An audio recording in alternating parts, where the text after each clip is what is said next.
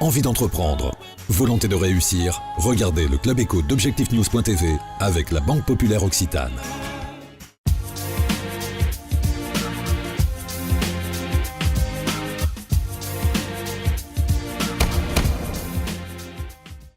Bonsoir, bienvenue dans le Club Éco d'Objectifnews.tv. Nous recevons ce soir le directeur régional d'EDF, Christian Poncet. Bonsoir.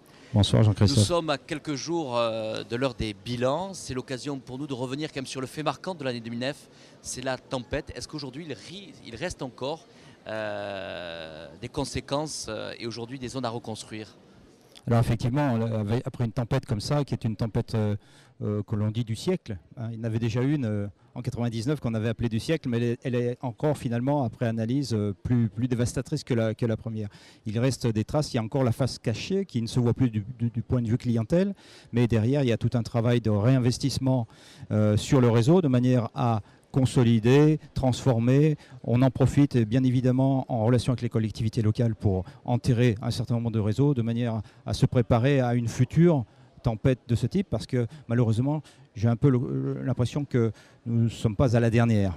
Alors Christian Poncet, justement c'était l'occasion de mobiliser l'ensemble des collaborateurs d'EDF, près de 5700 collaborateurs ici en région Midi-Pyrénées. Ça a été aussi important du point de vue du management interne ici de la direction régionale ? Oui, cette délégation régionale est organisée en plusieurs directions, hein, et ces directions, bien sûr, ont un management indépendant.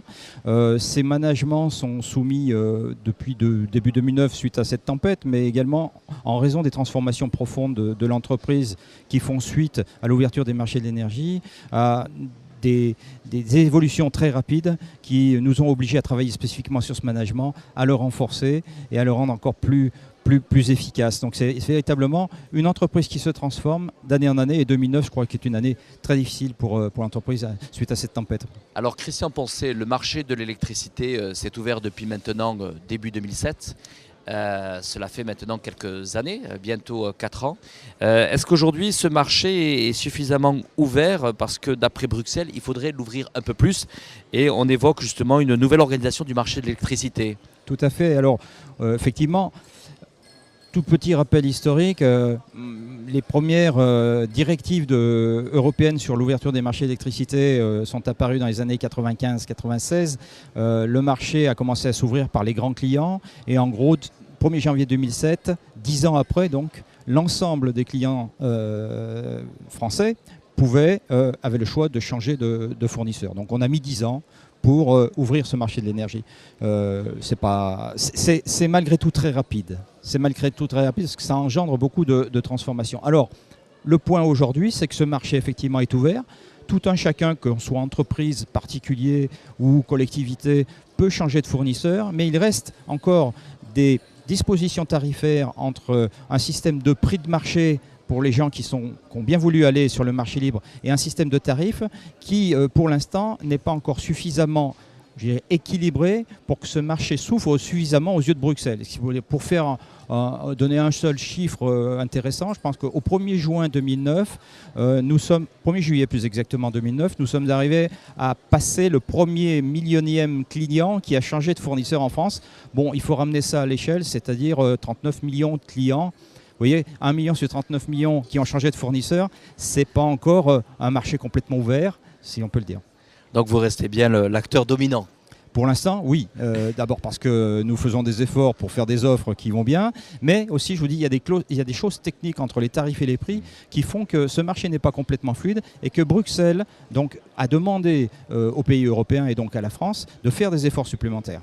Christian Poncet, il y a quelques semaines, on a beaucoup parlé sur le fait qu'au mois d'octobre, en France, on avait plus importé d'électricité qu'exporté. Oui. Qu'en est-il vraiment ?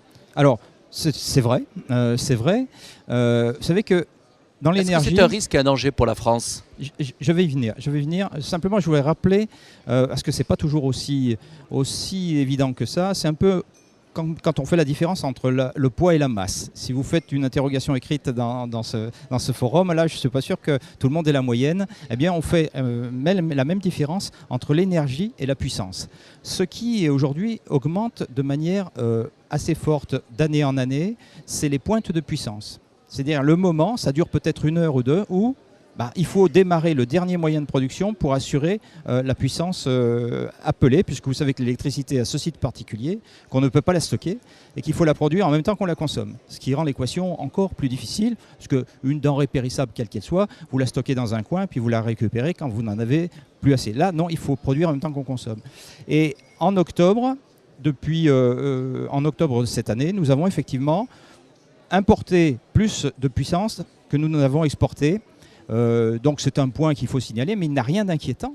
Il n'a rien d'inquiétant parce que je rappelle qu'en juillet aussi, pour d'autres raisons, nous avons aussi importé de la pointe de puissance pour d'autres raisons. Là, il faisait trop chaud et il y avait de la climatisation en outre à outrance.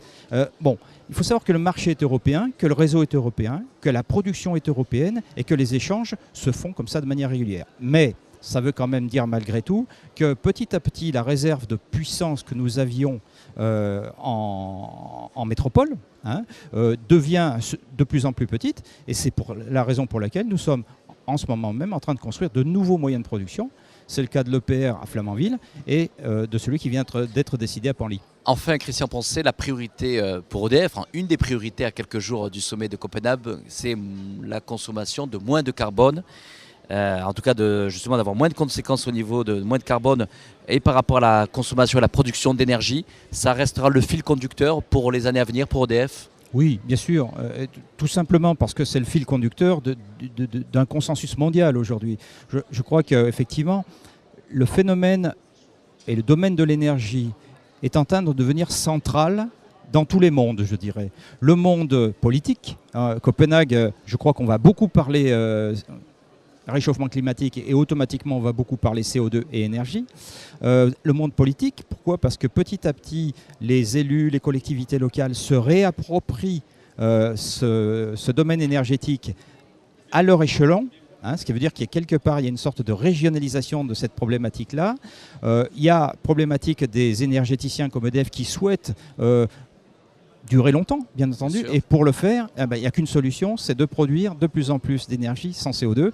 Alors je rappelle toujours, quand je dis ça, c'est qu'en Midi-Pyrénées en particulier, en gros, nous produisons plus que nous consommons et que, d'autre part, cette production est entièrement décarbonée puisqu'elle était réalisée par le nucléaire pour 2/3 et 1/3 d'hydraulique, puisque nous sommes la deuxième région hydraulique de France.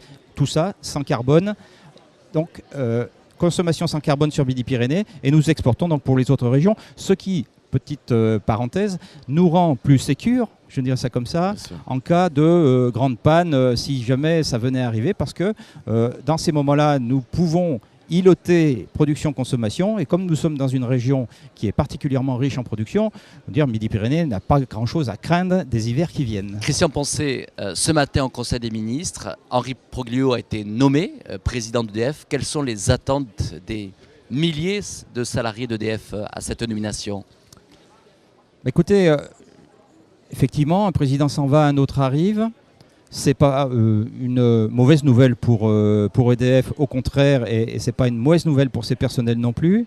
Alors évidemment, ce qu'on attend d'un président le plus rapidement possible, c'est que par rapport à la stratégie engagée, qui est une stratégie, on le voit bien, qui est une stratégie sur le long terme, qu'il donne la nouvelle orientation, je dirais un peu son coup de patte personnel, pour qu'on puisse partout et en région, fédérer toutes les directions dans le même sens pour continuer donc dans une stratégie dont on vient de le dire, qui sera forcément éco-efficace en matière d'énergie et forcément décarbonée, parce que la planète ne pourra plus faire autrement dans les années qui viennent. Vous attendez beaucoup de lui, qu'il ait une stratégie encore plus forte au développement à l'international?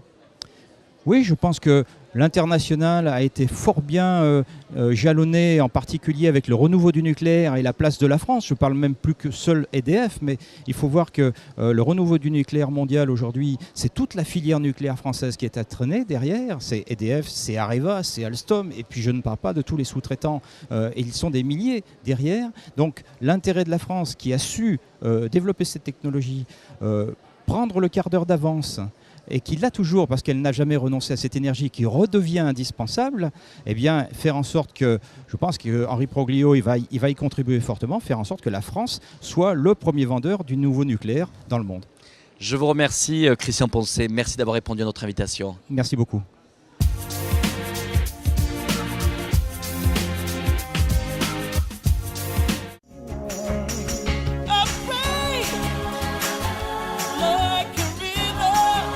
Envie d'entreprendre? Volonté de réussir? C'était le Club Éco d'Objectif News.tv avec la Banque Populaire Occitane.